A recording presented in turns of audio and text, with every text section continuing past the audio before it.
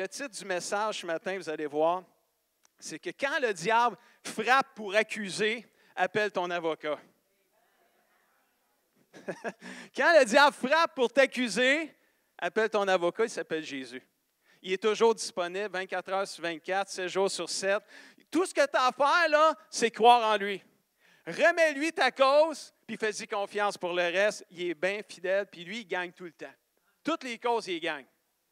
Et ce matin, je veux juste qu'on réalise ce matin qu'il y a une bataille spirituelle, puis tout le monde le sait qu'il y en a une bataille spirituelle, mais il y en a vraiment une, puis on a un diable que lui, la Bible dit, le meilleur avocat en passant, c'est nous qui l'avons, Jésus.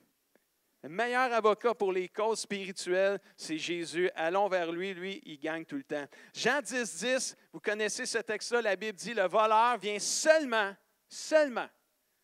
pour voler, tuer, détruire. Il n'y a pas grand bien qui fait le voleur. Et le diable, c'est une image du diable qui, lui, ne veut qu'une chose, nous voler, nous tuer, nous détruire.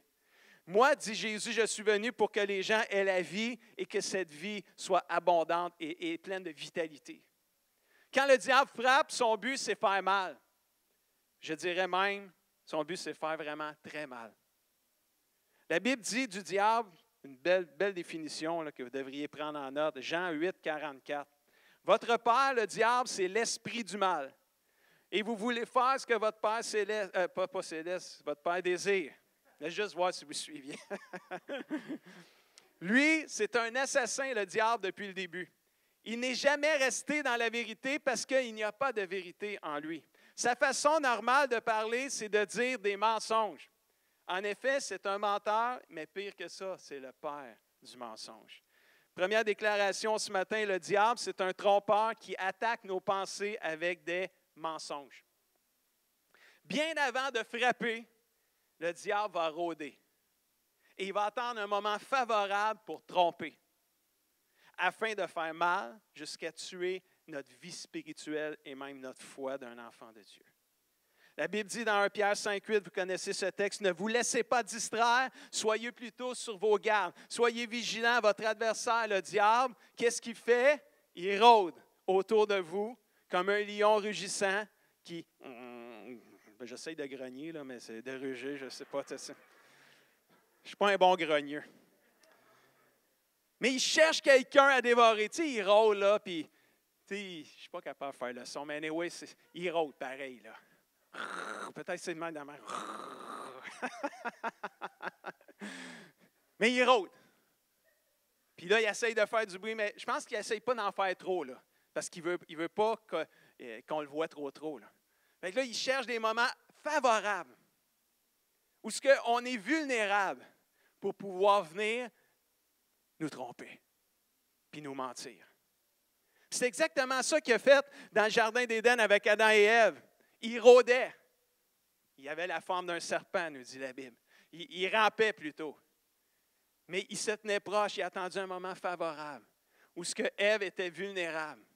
Et là, dans la Bible dit dans Genèse 3, versets 1 à 5, le serpent était le plus rusé de tous les animaux sauvages que l'Éternel avait fait. Et là, il dit à la femme, qu'est-ce qu'il dit à la femme? Dieu a-t-il vraiment dit, vous ne mangerez aucun des fruits des arbres du jardin? Tout de suite, là, sème le doute.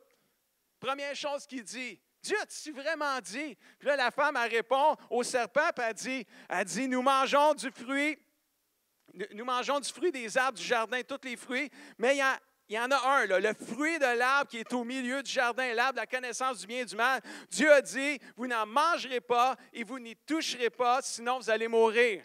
La première chose que le diable dit au verset 4, le serpent, il dit, ben non, vous n'allez pas mourir, vous ne mourrez absolument pas. Mais Dieu sait même que le jour où vous allez en manger, vos yeux vont s'ouvrir. Vous allez être comme Dieu. Vous allez connaître le bien et le mal. Le diable a menti, a semé un doute suffisant dans les pensées de Ève, au point qu'elle a désobéi à Dieu, de même que son mari Adam, puis ont croqué dans le fruit, défendu. Et à ce moment-là, au début, ben non, Dieu, il n'a pas dit ça, voyons donc, vous ne mourrez pas. Gros mensonge, ça.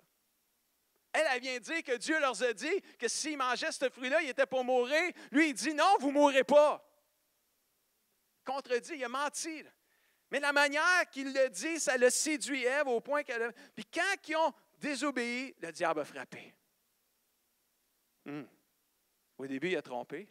Mais quand il a trompé, puis elle a désobéi, ils ont désobéi, le diable a frappé. Et ainsi, le péché, la maladie, les problèmes, le mal sous toutes ses formes, la mort sont entrés dans le monde. Puis on est poigné avec ça depuis ce temps-là. Puis on blâme Dieu à tour de bras, alors que c'est le diable, la cause du mal. Quand le diable frappe, c'est pour faire vraiment mal. Mais avant, il va chercher à séduire et tromper. Il va chercher à rendre le péché vraiment beau, alléchant et merveilleux. Il va mentir pour nous faire croire que le péché, c'est pas si pire que ça. Puis ça ne fera pas si mal que la Bible a dit, puis que le pasteur il dit, puis les chrétiens disent, puis surtout tes parents, ce qu'ils disent. Non, c'est pas si pire que ça, là, tout ce qu'ils disent. Je pense qu'ils exagèrent un peu, là, le pasteur. Là, puis tes parents aussi exagèrent. Ils veulent juste te faire peur, finalement. C'est pas si pire que ça. Jusqu'à ce que tu croques dans le fruit. Jusqu'à ce que tu tombes et tu fais ce qu'il dit que c'était pas si pire. Dès le moment que nous commettons un péché, nous découvrons un autre côté méchant du diable. Que non seulement il ment pour tromper, mais la Bible dit aussi de lui dans Apocalypse, chapitre 12, verset 10, « En effet, il a été jeté dehors en parlant du diable, celui qui, quoi? Dites-le avec moi, accusait nos frères et nos sœurs devant notre Dieu. Il les accusait jour et nuit. » Ça, c'est all the time. Ça, c'est tout le temps. Non seulement le diable, c'est un trompeur qui attaque nos pensées avec des mensonges, mais c'est aussi un accusateur qui attaque notre cœur avec des accusations. Si nous écoutons les mensonges du diable, puis qu'on désobéit, nous entendrons aussi ces accusations une fois que nous aurons péché. La voix accusatrice, la voix de culpabilité, de condamnation, de honte résonnera dans notre cœur. Quand le diable frappe, il commence par tromper, pour accuser, pour mieux nous faire mal. C'est toujours cool au début, mais à la fin, on pleure tout le temps quand on a désobéi. Ça a l'air drôle, ça a l'air pas si pire que ça, mais finalement, c'était peut-être vrai. Il mentait. C'est un menteur. Tout ce que le diable fait et communique à nos pensées, c'est juste des menteries pour nous séduire, nous attirer, mais à la fin, c'est pour nous faire mal, c'est pour pas qu'on aime Dieu, c'est pour pas qu'on avance dans le Seigneur. Quelques petites déclarations là, que vous pouvez écrire, intéressantes. Quand le diable parle à nous de Dieu, il ment. À chaque fois. Comme il l'a fait avec Adam et Ève. Là. Quand le diable parle à nous de Dieu, il ment. Quand le diable parle à nous de nous. Tu sais, quand il nous parle à nous de nous, là, il accuse. Quand il parle à nous de Dieu, il ment, mais quand il parle à nous de nous, il accuse. Tu n'es pas capable. Regarde-tu, là? Je le savais. Je le savais que tu tomberais, là. Je le savais, je connais ton point faible. Je le savais, là. Puis là, il accuse. Tu n'es pas bon, tu n'es pas un bon chrétien. Ça, on l'entend souvent, ça. On fait quoi avec celui qui nous accuse? On fait quoi avec celui qui nous accuse? On porte notre cause en appel au tribunal de Dieu. C'est ça qu'on va faire. C'est ça qu'on va faire ce matin. On choisit le seul et meilleur avocat disponible, son nom est Jésus. Quand le diable frappe pour accuser, c'est quoi qu'on fait? On appelle notre avocat, Jésus. On appelle notre avocat. Y a-t-il qui ont déjà fait ça, la cour? Avez-vous? Ça peut arriver, là. Sentez-vous pas mal de ça. Des fois, ce n'est pas toi qui entraîne le monde, c'est le monde qui t'entraîne en cours, tu n'as pas le choix de te défendre. Tu appelles un avocat. Mais là, nous autres, on a un qui nous accuse tout le temps, jour et nuit, tout le temps en train de nous accuser auprès de Dieu. C'est sûr, on n'est pas parfait, on commet tous des péchés, fait que c'est normal qu'il essaye de nous accuser. Il accuse tout le temps. Puis là, il accuse. Qu'est-ce qu'on fait? On a un seul avocat pour régler ces causes-là, c'est Jésus. Puis le diable, il sait, fait qu'il s'arrange pour pas qu'on y aille voir Jésus. Comment est-ce qu'on fait pour appeler notre avocat? Il n'y a quand même pas un numéro de téléphone. On prie. C'est ça, appeler Jésus. Allez voir, appelle ton avocat Jésus, c'est mets-toi à genoux, c'est une forme, c'est une image pour dire prie. Mais on n'aime pas ça prier. C'est pas le fun de prier. C'est dur de prier. C'est un combat, prier. C'est sûr, parce que si tu pries, tu vas faire appel à ton avocat, tu vas gagner ta cause. Il t'éloigne de la prière.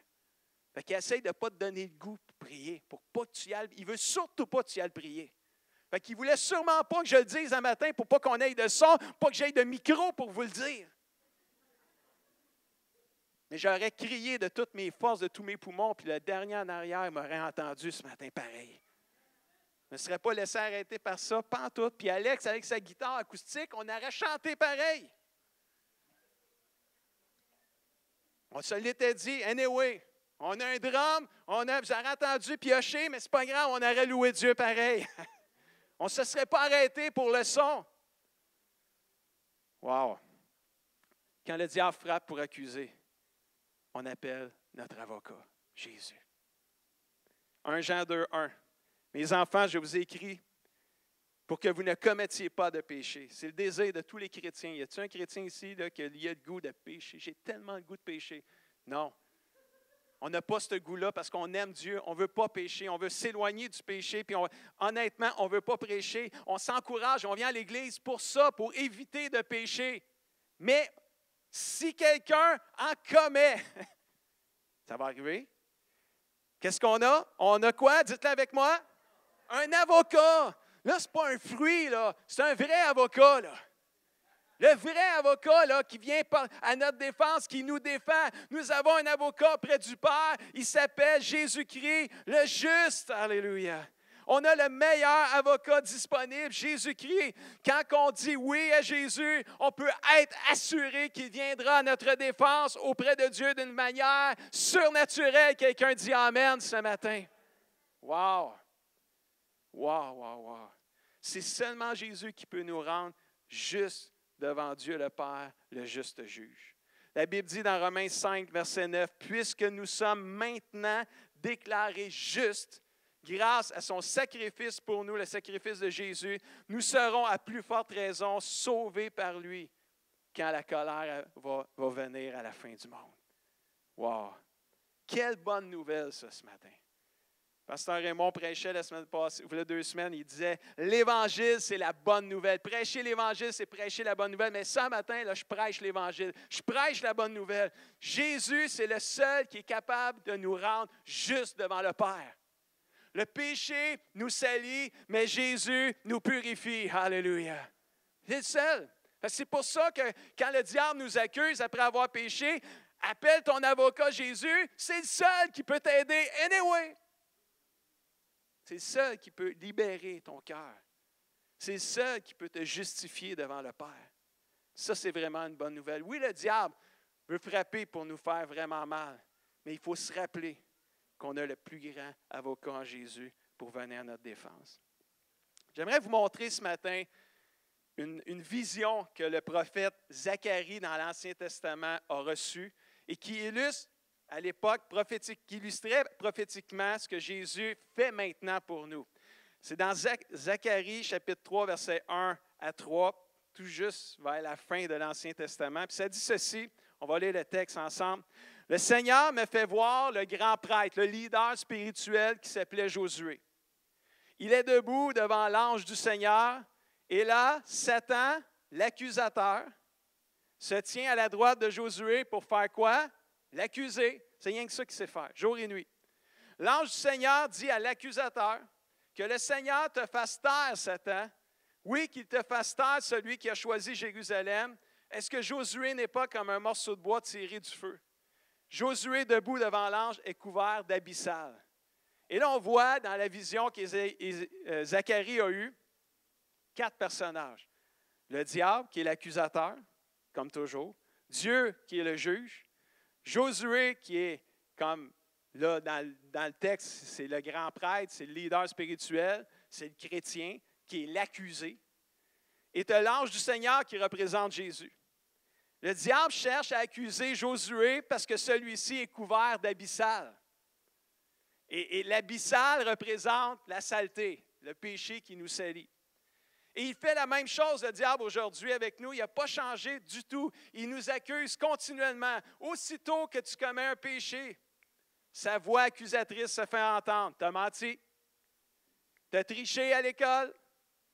t'as volé, t'as regardé du porno, t'es sale, honte à toi, t'es pas un bon chrétien, vous n'êtes pas une bonne église, vous n'êtes pas capable de prendre des bonnes décisions, t'es pas un bon pasteur, t'es pas un bon père, t'es pas une bonne mère, t'es pas un bon jeune, tu feras jamais rien. Tu comprends-tu, là, la voix accusatrice, là, est là, on l'entend encore aujourd'hui, elle résonne tout le temps.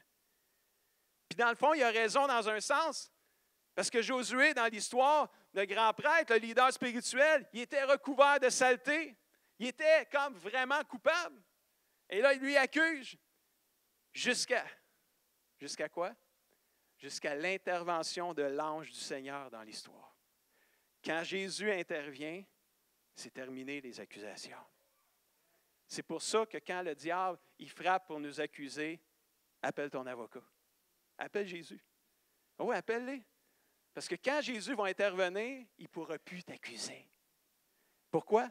Parce que Jésus, il va te nettoyer, il va te justifier devant le Père. Savez-vous ça veut dire quoi, justifier? Ça veut dire c'est pareil comme si tu n'avais rien fait. Le diable, il accuse Dieu, il nous accuse devant le Père. Regarde, là, Guy, ce qu'il a fait. Là. Oui, il l'a fait vraiment. Là. Puis Dieu, regarde mon dossier. Parce que moi, j'ai appelé mon avocat. J'ai réglé ça. J'ai dit, Jésus, c'est vrai, je l'ai fait. C'est vrai, regarde, je ne me cacherai pas, j'ai péché. Je te demande pardon, mais regarde, je te fais confiance. Tu m'as dit, tu règles. Puis là, Dieu, il dit, écoute, moi, je regarde son dossier, puis il est clean. Il est blanchi. Il est propre. Il n'a rien fait. Il n'a rien fait, Guy. Puis là, il dit, oui, il n'a rien fait. Ah, non, il n'a rien fait. Tu comprends-tu? Quand le diable frappe pour accuser, appelle ton avocat Jésus. Lui, il va te nettoyer tout ça. Il va régler le cas. Et dans l'histoire de Josué, le grand prêtre, il était recouvert de saleté. Il était vraiment coupable jusqu'à l'intervention de l'ange du Seigneur. Zacharie 3, la même histoire, on continue au verset 4, ça dit, l'ange commande à ceux qui sont avec lui d'enlever les habits sales à Josué. Puis il dit à Josué, regarde, je t'ai enlevé tes fautes, tes péchés. J'ai enlevé tes fautes. La saleté, c'était le péché, c'était les fautes de Josué. Dieu, Jésus, l'ange, il a dit, enlevez-y ces vêtements sales. Puis c'est quoi qu'il dit en plus? Tu vas pouvoir mettre tes habits de fête et de victoire et de célébration. Alléluia. Oh, moi, là, ça commence à être bon, là. Puis là, il commande aussi à mettre un turban propre sur la tête de Josué. On lui met donc un turban et des habits propres en présence de l'ange. Mes amis, on appelle ça la grâce de Dieu, ça. Dieu, par Jésus, nous fait une grâce qu'on ne mérite pas. Il change nos habits sales pour des habits propres. Quelqu'un dit Amen, Alléluia. Mais il faut faire appel à lui. C'est ça la clé. Quand le diable frappe pour accuser, appelle ton avocat, texte-les, prie-les, passe-y de la manière que tu voudras, mais rejoins-le. Alléluia. Wow. Si tu as laissé le péché salir ta vie, c'est le temps de revenir. C'est le temps de recevoir le pardon. C'est le temps de servir à nouveau le Seigneur avec passion. Le Seigneur, il veut changer ta saleté en pureté. Le meilleur avocat, c'est nous qui l'avons, de Dieu. Son nom, c'est Jésus. J'aimerais partager avec vous quelques petites pensées ici. Faire la différence entre l'accusation du diable, d'un côté, et la conviction de péché du Saint-Esprit de l'autre côté. C'est une différence entre les deux. Parce que l'accusation du diable nous éloigne de Dieu. Parce que lui, il nous accuse, puis là, la culpabilité, les regrets, puis Dieu ne t'aimera pas. Puis toutes des paroles comme ça, là, négatives. Puis là, l'accusation est tellement lourde que tu penses même, tu arrives à croire les mensonges, parce que quand il parle à toi de Dieu, il ment. Puis quand il parle à toi de toi, il accuse. Fait que lui, là, il accuse, puis il te met ça noir, puis l'accusation t'éloigne de Dieu. La conviction de l'esprit derrière, elle ne t'éloigne pas de Dieu, elle te pousse vers Dieu. Parce que oui, tu as péché, puis là, tu es comme, oui, tu sais, tu as fait ta mal, mais tu sais que tu peux aller vers Dieu. La conviction te pousse vers Dieu. C'est la différence. Une t'écrase et t'éloigne de Dieu, l'autre te pousse vers Dieu. pour aller chercher ton pardon. L'autre, elle t'écrase pour vivre de regret en regret. L'accusation apporte la honte, la culpabilité. La conviction apporte l'espoir, la liberté. Satan accuse, il veut que tu te sentes coupable et que tu expérimentes la condamnation. Et le regret, puis la noirceur, puis la lourdeur, la honte. Le Saint-Esprit convainc parce qu'il veut t'attirer dans la présence de Dieu afin que tu expérimentes la grâce et la miséricorde.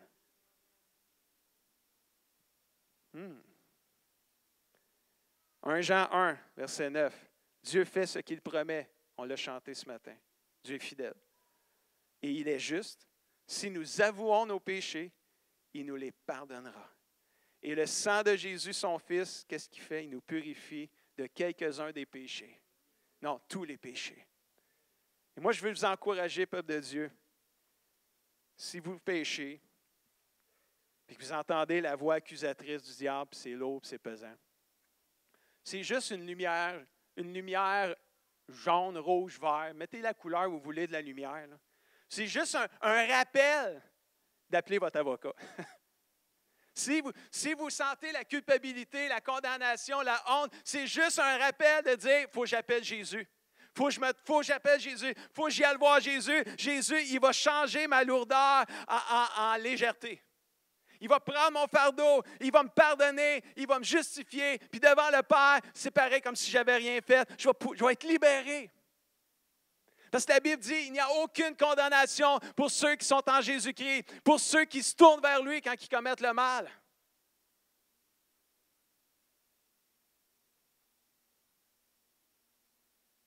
Il est tranquille ici ce matin. D'autres déclarations ce matin. Le diable connaît ton nom, mais il t'appelle par ton péché.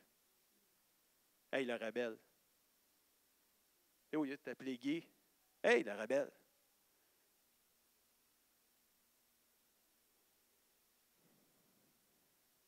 Mais il y en a une autre déclaration. Dieu connaît ton péché, il t'appelle par ton nom. Ça, c'est bon. Parce que, il veut t'enlever ton identité de fils et fille de Dieu. Puis l'autre, il ne te l'enlève pas. Il la valorise. C'est bon, hein, ça? Là? Le diable connaît ton nom, mais il t'appelle par ton péché. Hey, le profiteur! Hey, le rebelle! Hey, le menteur! Hey, le voleur! Il aurait pu dire, hey, Guy, t'as volé. Non, non, hey, le voleur, t'as volé. Puis Dieu, lui, il dit, Guy,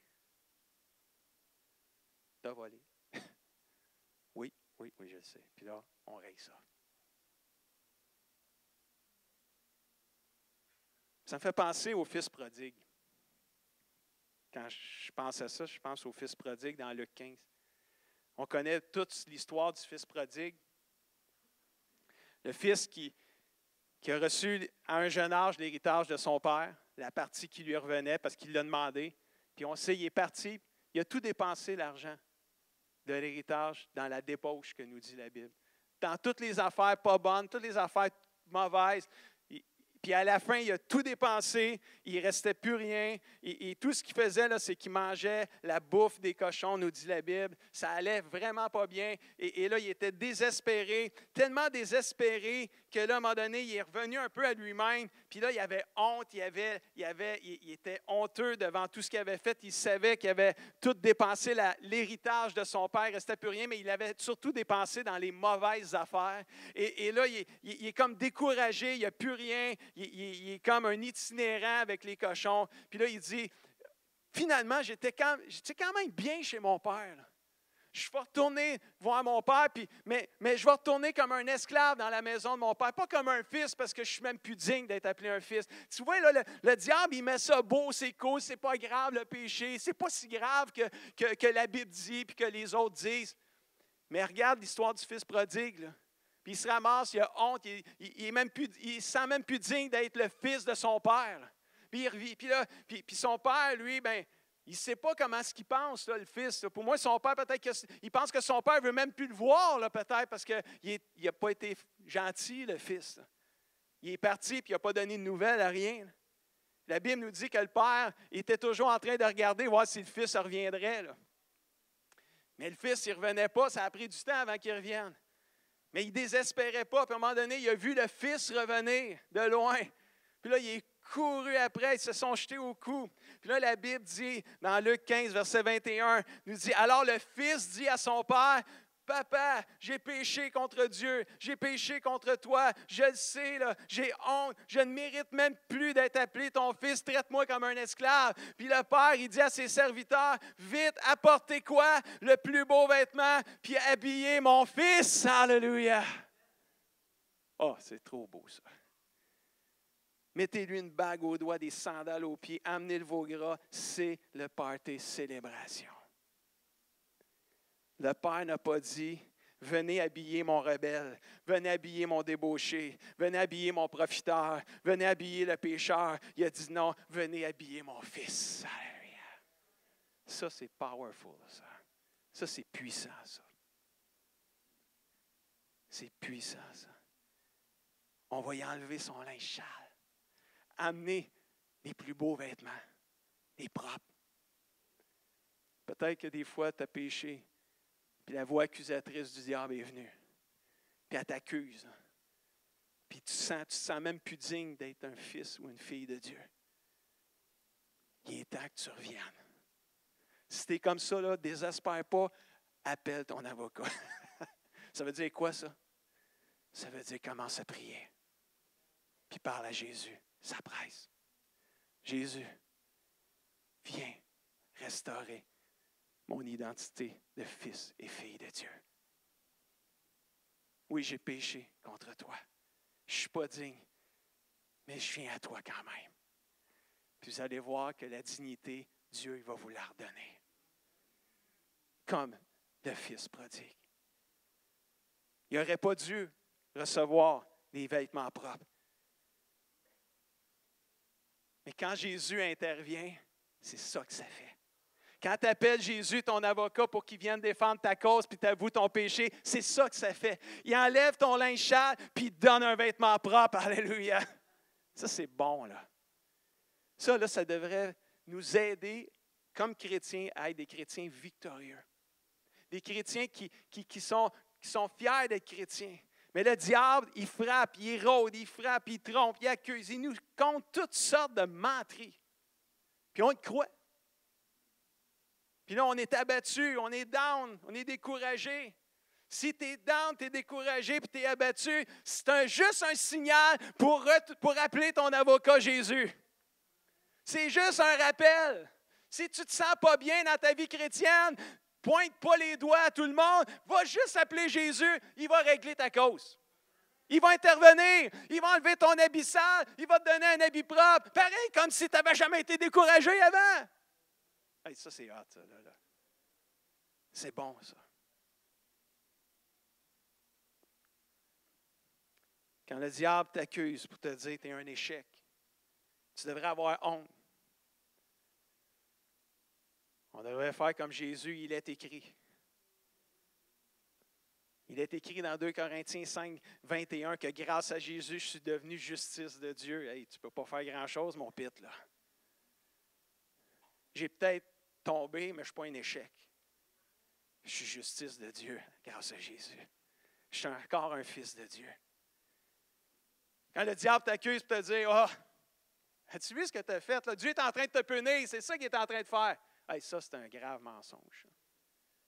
Dieu est en train de te punir. Il est écrit, Romains 8, 28, non. Toute chose concourt au bien de ceux qui aiment Dieu. Le mal que tu voulais me faire, Dieu va le changer en bien. Quand le diable t'accuse pour te dire, avec ce que tu viens de faire, là, moi, je serais bien inquiète pour toi. Oh, oui. Ah, moi, là, je serais bien, bien inquiète pour toi. Non, il est écrit, ne vous inquiétez de rien. Faites connaître vos besoins à Dieu. Parle à Dieu. Appelle Jésus, ton avocat. Il va prendre en charge ta cause. Sais-tu qu'est-ce qu'il va te dire? Il va te dire, inquiète-toi pas, je m'en occupe. Inquiète-toi pas, Pete, je m'en occupe. Non, il ne dira pas Pete. Il va dire, inquiète-toi pas, Sandra, je m'en occupe. Inquiète-toi pas, Serge, je m'occupe de ton dossier. Tu peux dormir en paix. Oh, puis y en a-tu qui ont de la misère à dormir, tant qu'à parler à dormir? La Bible dit, je me couche et je m'endors en paix, parce que toi, Seigneur, tu es ma sécurité. Psaume 34, 9, je crois. Si vous avez de la misère à dormir, acceptez pas ça dans votre vie. Vous pouvez dormir en paix avec Jésus. Vous pouvez dormir en paix avec Jésus, je vous le dis. Recherche-le. Recherche-le. Appelle ton avocat. Hey, j'ai de la misère à dormir, Seigneur. Je m'inquiète. Mais là, j'ai besoin de toi. On va faire un échange. Jésus va dire, donne-moi tes inquiétudes, va te donner ma paix. Quand le diable t'accuse pour te dire, Dieu va être déçu de toi. Ça n'a pas d'allure. Dieu va être tellement déçu. Tu viens de décevoir Dieu tellement que je ne suis même plus sûr qu'il va t'aimer vraiment. Il est écrit, Romains 8, 37, 39. J'ai l'assurance que ni la mort, ni le péché, ni qui que ce soit ou quoi que ce soit ne viendra me séparer de l'amour de Dieu, manifesté en Jésus. Mon Dieu ne m'abandonnera jamais. C'est son amour qui me rendra plus que vainqueur sur le péché et la mal. Wow! Quand le diable frappe pour accuser, appelle ton avocat, Jésus. Je vais inviter l'équipe de louange à s'approcher. Et je veux juste faire un rappel des déclarations que j'ai faites ce matin. Le diable est un trompeur qui attaque nos pensées avec des mensonges. Le diable est un accusateur qui attaque notre cœur avec des accusations constamment, jour et nuit, nous dit la Bible. Quand le diable parle à nous de Dieu, il ment. Quand le diable parle à nous de nous, il accuse. Le diable connaît ton nom, mais il t'appelle par ton péché. Dieu connaît ton péché, mais il t'appelle par ton nom. Mon fils, ma fille. J'aimerais conclure ce matin avec 2 versets. Tout en vous rappelant que le meilleur avocat, c'est nous qui l'avons, Jésus.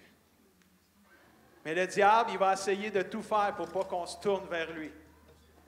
Le diable va essayer de tout faire pour ne pas qu'on y aille chercher nos instructions dans le livre de vie. Il va tout faire. Mais pensez à la parole de Dieu, mes frères et sœurs, comme une nourriture indispensable pour votre vie spirituelle. Tu sais, des fois, tu n'as pas le goût de manger, là, ton vrai manger. Des fois, tu n'as pas le goût de manger, là, mais tu manges pareil. Pourquoi? Ben, tu n'as pas le choix. Il faut que tu manges. Si tu veux prendre des forces, si tu ne manges plus, tu vas mourir. Tu ne manges plus, tu ne bois plus. Là. Pour moi, manger puis boire, là, je le mets tout ensemble.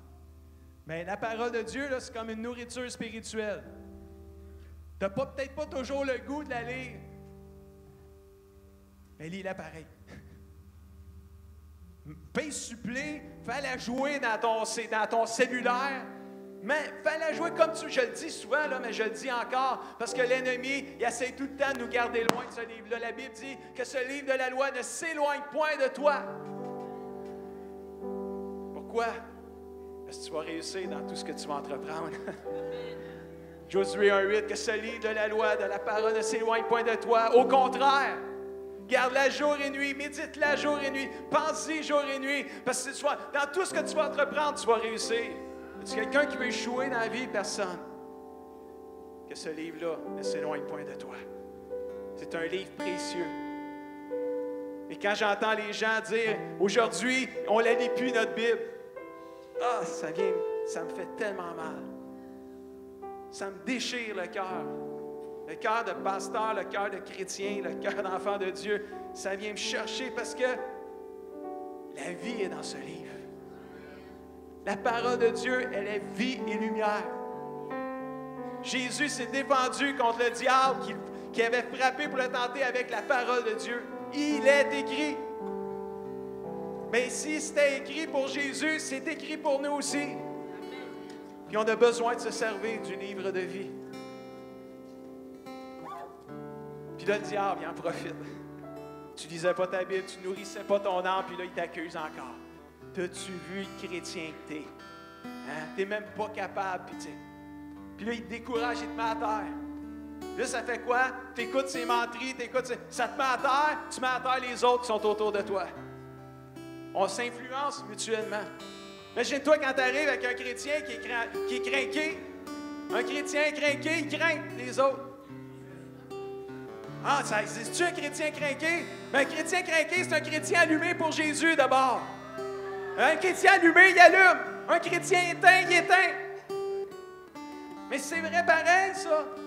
La vie, tu la communiques. Ce que tu es, tu le communiques. Que tu aimes ça ou que tu n'aimes pas ça, c'est la réalité. C'est quoi tu communiques? Regarde ton monde autour de toi. S'ils sont sur le flat,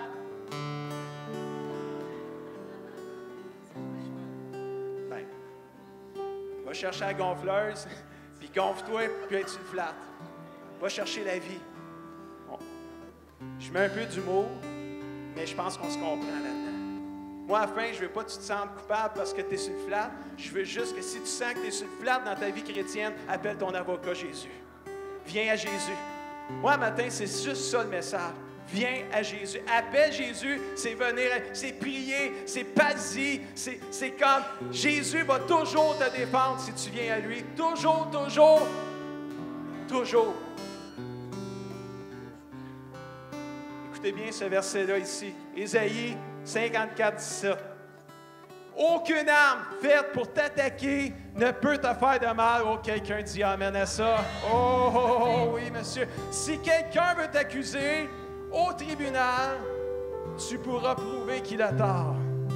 Voilà la part que je réserve à ceux qui sont mes serviteurs. Voilà comment je leur rends justice. Moi, le Seigneur, je le déclare. Y a-t-il quelqu'un qui veut s'éloigner de Jésus ici? Non. Qui veut venir et faire appel à son avocat Jésus? Quand tu as un verset comme ça, il n'y a pas une arme qui peut venir nous attaquer, qui va venir nous faire du mal. Puis si on veut nous accuser, puis il y en a, le diable, il nous accuse jour et nuit. Il ne pourra rien faire. Il pourra rien faire parce que nous, on a le meilleur avocat en ville. Jésus-Christ le juste. Puis quand je fais appel à mon avocat, je gagne tout le temps mes causes. Alléluia. Je finis joyeux. Je finis libéré. Je finis pardonné, restauré. Puis la bonne nouvelle, c'est qu'un jour, ce diable-là aussi, ça va être terminé pour lui. Celui qui a été jeté dehors, ça je l'ai lu au début, mais j'en rajoute un à la fin. Celui qui accusait nos frères, Apocalypse 12, versets 10 et 11. Celui qui accusait nos frères jour et nuit devant le Père, devant Dieu. Mais eux, c'est qui ça, eux? C'est ceux qui se faisaient accuser jour et nuit par le diable. Eux, ils l'ont vaincu. Ils l'ont vaincu qui? L'accusateur. Ils l'ont vaincu comment? Grâce à l'Église. Non, grâce au sang de l'agneau de Jésus et en rendant témoignage à la parole de Dieu. Alléluia. Quelqu'un dit amen. Si tu veux gagner sur le diable, viens à Jésus. Alléluia. Rien d'autre que ça. Quand le diable frappe pour accuser, appelle ton avocat Jésus. Il va te défendre, mon ami, comme jamais. Il va te défendre.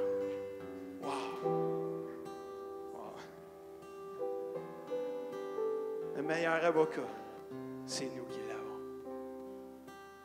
Est-ce qu'on peut se lever ensemble?